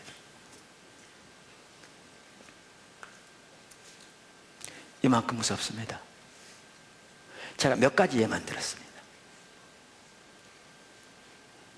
제가 아까 말씀드린 대로 포도나무 교회가 세워져서 지금까지 오도록 사역은 어떻게 하는 거냐, 우리가 임의로 하나님에서 뭔가 하는 게 아니고, 우리는 하나님과 친밀한 교제 가운데 있는 것이 우리의 삶의 가장 목표, 하나님께서 원하시는 핵심이요, 그 가운데 있으면 하나님께서 우리가 하나님의 목적을 보이시면 우리가 우리 삶을 조정해서 하나님의 행하심에 동참하되, 오직 하나님만을 신뢰함으로 믿음으로. 왜 저 뒤에 그렇게 믿음으로 안 했으면 못했습니다. 우리는 상상할 수 없는 일을 하나님 하신 겁니다. 따라가는. 왜 그렇게 하느냐, 성경이 그렇게 말하고 있으니까요.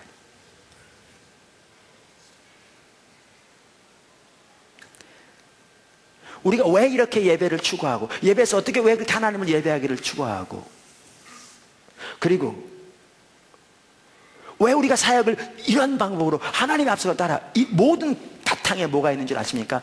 성경이 말하는 사역은 무엇이고 성경이 말하는 예배는 무엇이고, 이걸 고민하면서 이거에 토대 따라온 겁니다. 그 바탕.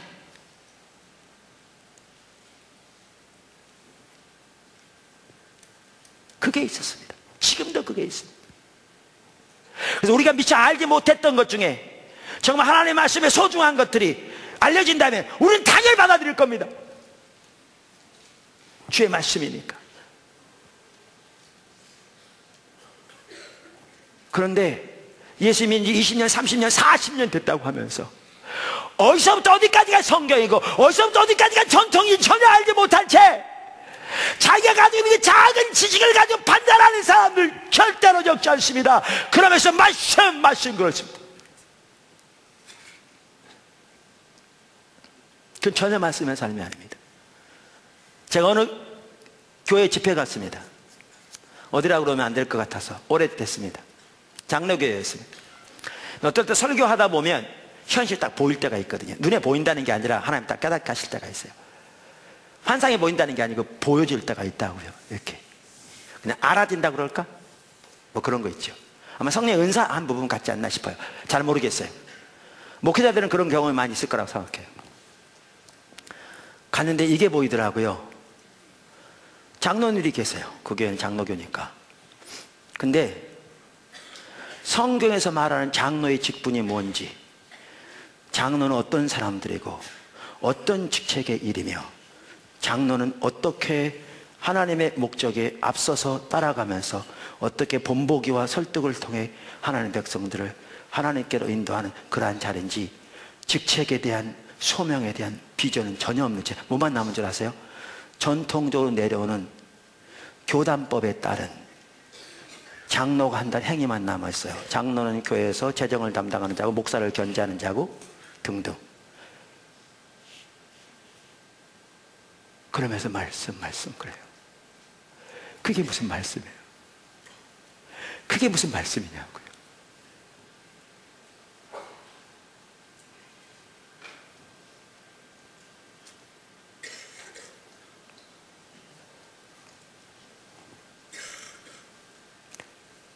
직책에 대한 비전을 잃었어요.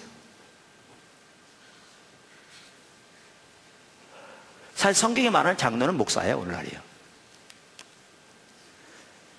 많은 장로교 목사님들 그건 동의해요.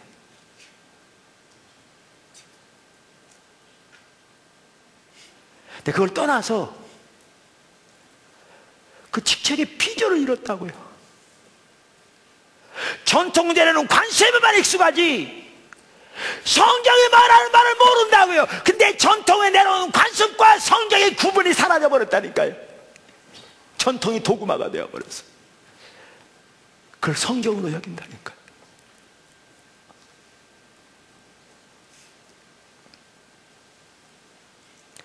이런 관점에서 오늘날 예배, 사역, 교회 일, 우리들의 신앙의 자세, 신앙의 일, 우리의 삶, 이런 부분을 하나하나 살펴가면요 정말 끔찍할 겁니다.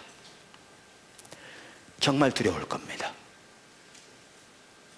우리요 심각하게.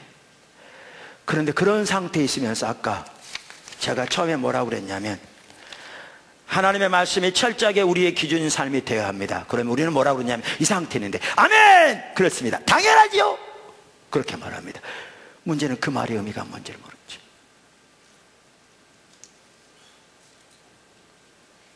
이게 현실입니다. 이게 한국 교회의 대부분의 현실입니다.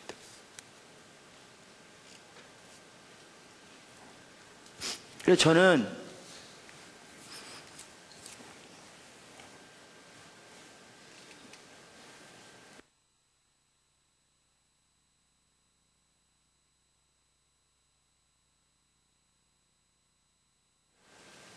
저는 여태까지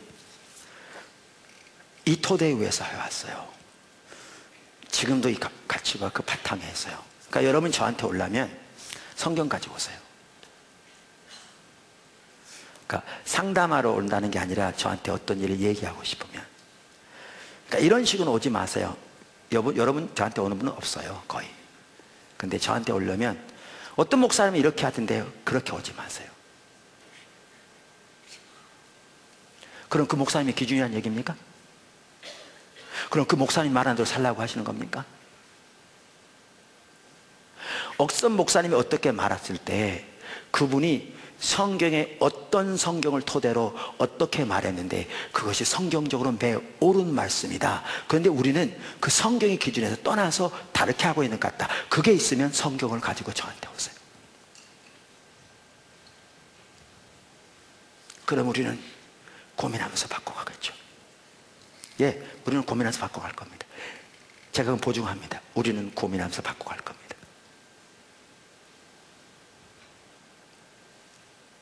근데 이 교회는 이렇던데요, 저 교회는 저렇던데요, 그렇게 오진 마십시오. 그건 아무런 의미도 없습니다. 그건 세상에서의 세상적인 관점에서 성공을 추구하는 사람들이 하는 얘기입니다. 교회가 어떤 모양의 교회든 상관없이 사람이나 많이 모이면 성공했던 목회라고 생각하는 그러한 관점에서 나온 이야기들입니다. 그러한 관점에서 얘기해봐야 저는 듣지도 않을 겁니다. 그렇게 하려면 목회 이렇게 해오지 않았습니다. 제가 다음 주부터 특별한 일이 없으면 사실 이 부분은 제가 생각하지 않았어요. 오래전부터 이 부분이 필요한 걸 느끼고는 있었어요. 근데 기도하면서 하나님이 그 부분 더 보이신 것 같아서 성령에 의한 삶을 살펴보기 시작할 겁니다. 철저하게 여러분은 뭐를 토대로 해서 그 부분을 보기 시작해야 되냐면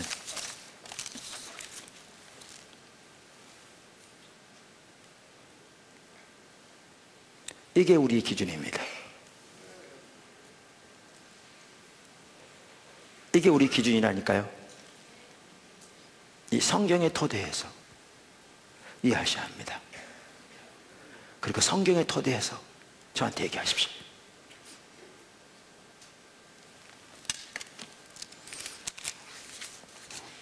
그래서 우리가 하나님의 말씀 앞에 떠오는 삶, 떠오는 자를 하나님이 권고하신다, 귀하게 여기신다고 그랬는데 그 중에 하나는 말씀드린 대로 하나님의 말씀이 철저하게 우리의 기준이 되는 삶입니다. 근데 그 속에는 이러한 내용들이 포함되어 있습니다. 살펴보면 그 내용들이 되어야 비로소 성경이, 하나님의 말씀이 우리의 기준 되는 삶이 될 수 있는 겁니다.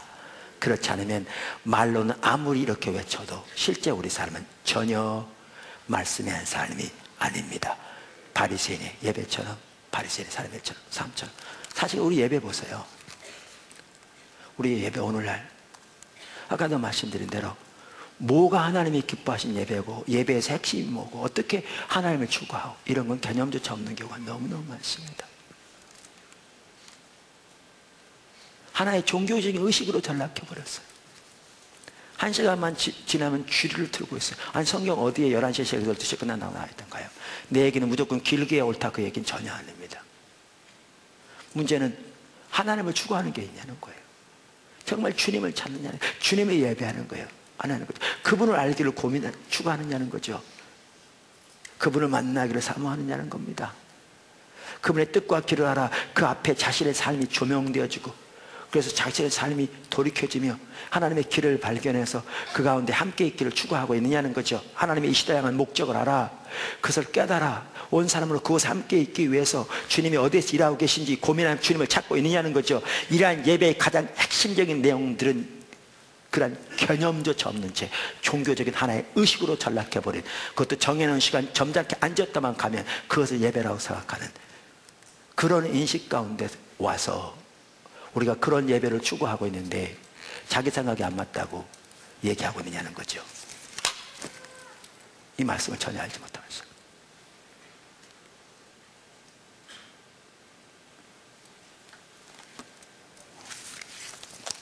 두 번째는 제가 간단히 말씀드리겠습니다. 시간이 많이 다 돼서 거의 또 성찬 시대가 되니까. 아까 두 번째가 뭐라고 그랬죠? 사실 아까 그 첫 번째 핵심이 뭐냐 말씀드린 대로 성령을 대적할 수 있다는 거, 이게 제일 무서운 겁니다. 우리가 성령을 대적하면 우리 가운데 남는 게 없어요. 성령님이 없으면 우리는 꽝이에요.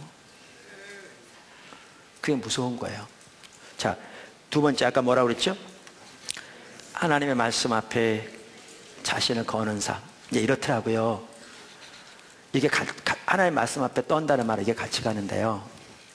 이렇게 하나님의 말씀, 하나님 말씀하신 그 말씀의 가운데 서기를 원하는 거예요. 그러면 여기에 뭐가 같이 가냐면, 이게 하나님의 말씀이라면, 이게 하나님의 뜻이라면 거기에 자신의 삶을 걸고 따라가는 거예요.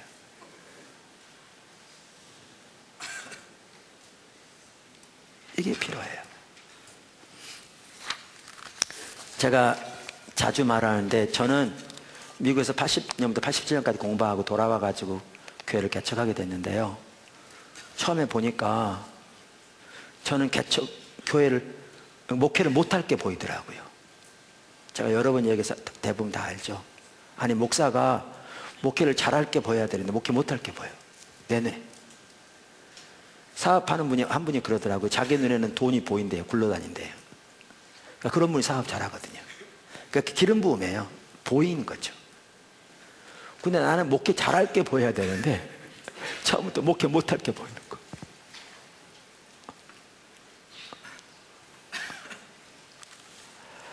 제가 처음에 와서 신학교에 이렇게 강의를 나가면서 아르바이트식을 했어요. 그래가지고 나중에 제가 학교 와서 용서를 구했어요. 아르바이트식이 왔었다고.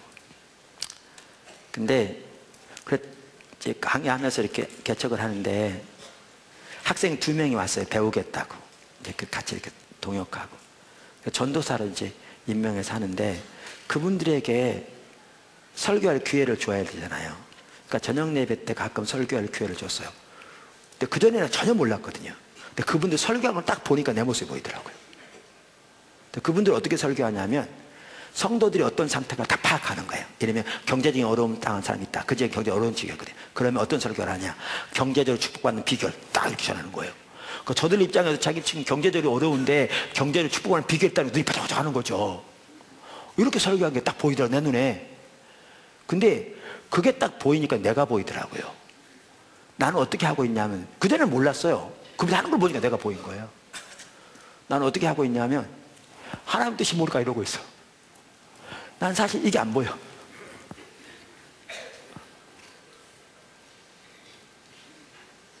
성도들이 경제적인 문제 때문에 어려웠고 이게 안 보여. 보이죠. 근데 내 얘기는 거기가 포커스가 있잖아. 하나님 뜻이 뭘까 이러고 있어. 그러면서 뭐라고, 이게 하나님 뜻입니다 이렇게 전해. 그러니까 이분들의 입장에서 어떠냐면, 내가 지금 경제적인 문제로 발등에 불이 떨어졌는데 하나님 뜻이 무슨 상관이냐 그러고 있어. 그러니까 관심조차 없어. 그러니까 개척교회 성도는 작은데 이래가지고 교회가 될까 싶더라고요. 목회가 안 될 게 딱 보이더라고요. 목회 안 될 게 보여요. 1년 만에 교회 문을 닫고 다른 지역으로 이전했습니다. 그때 갈 때 저하고 제 아내하고 우리 동생 중에 한 명하고 3명이 다시 이전해서 새로 개척을 하는데, 교회가 이전했는데, 이전할 때는요, 처음에 시작했던 분은 다 자기 본교에 돌아가고 오금동으로 갔습니다. 처음에 양평동에 있다가 거기 가서 영어 성경 공부를 주부들을 대상으로 이렇게 전단지 만들어 가지고 이렇게 성도들이 오면 영어 성경 공부 가르치고 했어요. 그냥 방학 동안에 되게 이제 애들이 어리고 그러니까, 이제 애들 방학하면 집에 놓고 오기 힘드니까 방학은 쉬었어요, 성경 공부를. 그러면 이제 쉴 때쯤 되면 책거리 하는 겁니다. 이제 식당에 가서 식사 같이 하면서 이제 방학을 하는 거죠. 물론 그분들이 돈 내고요. 근데 성경 공부 때는 얘기 안 하더니 식당에서 식사하니까 이 얘기를 하는 거예요. 한 분이, 목사님 우리가 여기 오기 쉬운 줄 아세요? 그런 거예요. 뭔 얘기인가 싶었죠. 그랬더니 그분이 이러는 거예요.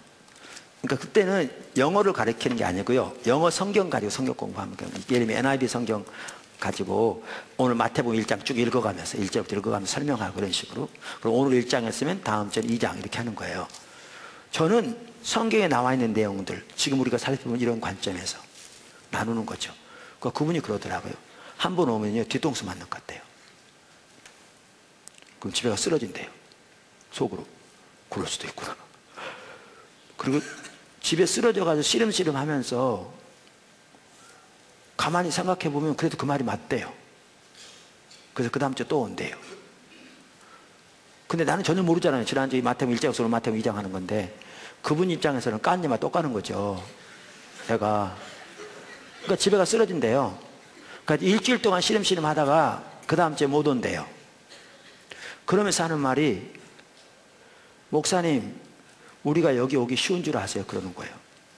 전혀 생각지 못했던 일이에요. 그랬더니 옆에 있는 분이 그러는 거예요. 목사님이 조금만 쉽게 가르쳤더라면, 이 쉽단 말이 이게 어렵다는 내용이 아니고요, 부드럽게 하라고 얘기죠. 쉽게 가르쳤더라면 우리가 벌써 이 교회로 왔을 텐데 그러더라고요.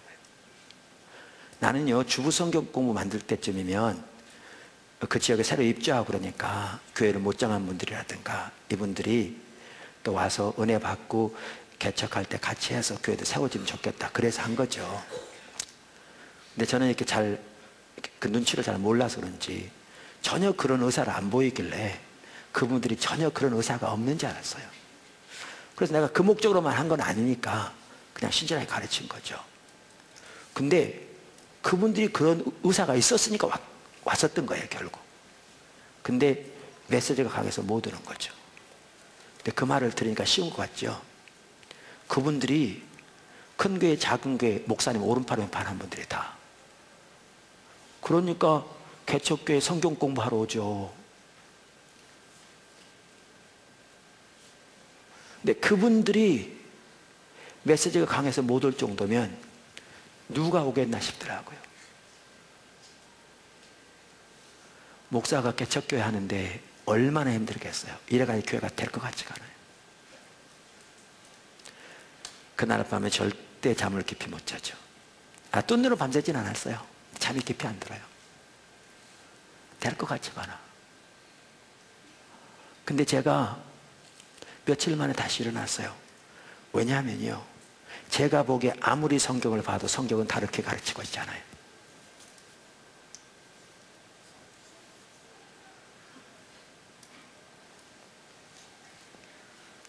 성경은 다르게 가르치고 있잖아요.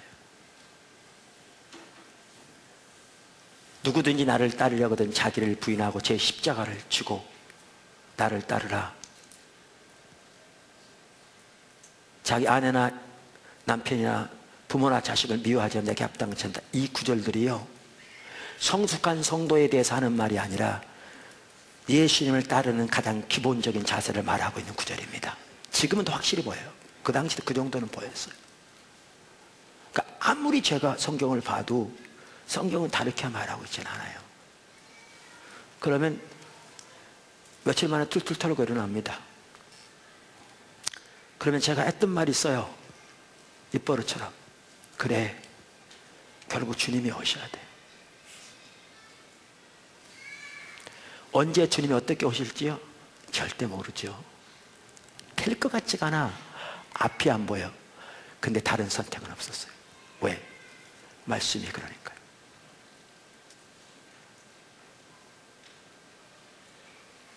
포도나무교회 처음 세워졌을 때 수많은 사람들이 방문했지만 다 돌아가고, 그때에도 제게는 하나님의 길이 분명히 보였기에 선택의 여지가 없었어요. 여러분, 루터가 그렇게 하나님께 자신을 걸었어요. 성경에 나온 하나님의 사람들이 그랬어요. 그게 하나님의 말씀 앞에 떠오는 자세의 한 부분이에요. 이게 없으면 우리는 어떻게 하느냐? 자기에게 유익된 것, 자기가 원하는 것만 선별적으로 뽑아서 받아들이고, 자기에게 대가지불이 요구되거나 삶의 조정이 요구되거나 자기에게 희생이 요구되는 것 적당히 버려버려요. 그러면 아무리 말씀을 사모한다고 말해도 그건 전혀 하나님의 말씀 앞에 떠오는 자세가 아니에요. 특별히 이 시대에 그래요. 왜? 어느 시대든지 신앙이 타락할수록 그렇게 되게 돼 있어요. 어느 시대든지.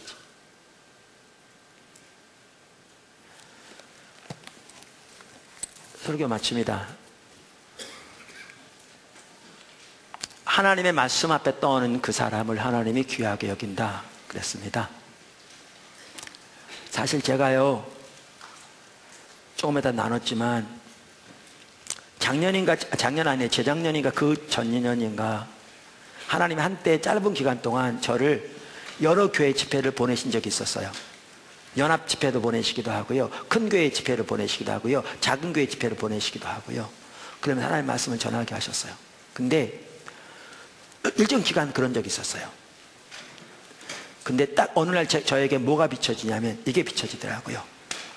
이렇게 가서 말씀을 전하는데, 그리고 선교회적으로는 오래전부터 수많은 사람들에게 계속 목회자들에게 말씀을 전해왔는데, 또 성도들에게 전해왔는데, 뭐가 딱 비춰지냐면 저에게는 사람들이 말씀을 들으면서 이게 성경에 합한 것이면 그것이 여주봉 목사가 전한 것이건 누가 전한 것이 상관없이 하나님의 말씀이고, 하나님의 말씀이면 그 하나님의 말씀 앞에 떠는 자세로 이렇게 엎드려야 되는데, 대부분의 사람들은 어떻게 받아들이냐면 그거는 여주봉 목사에게 해당하는 말이고, 여주봉 목사 섬기는 교회야 그렇게 될지 모르지만 우리는 상황이 달라, 이렇게 해버리기 때문에 아무리 설교를 들어도 이만큼도 안 변한 거죠. 안 변해요. 왜? 그 중심에 하나님의 말씀 앞에 떠는 자세가 없어요.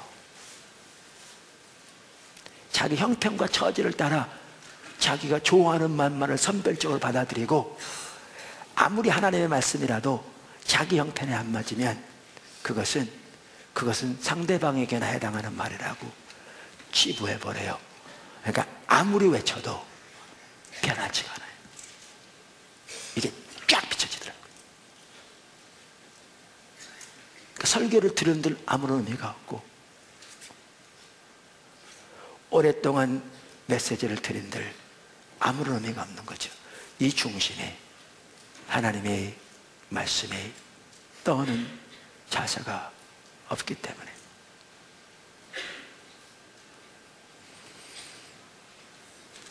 저는 우리 지체들이 이 바탕에,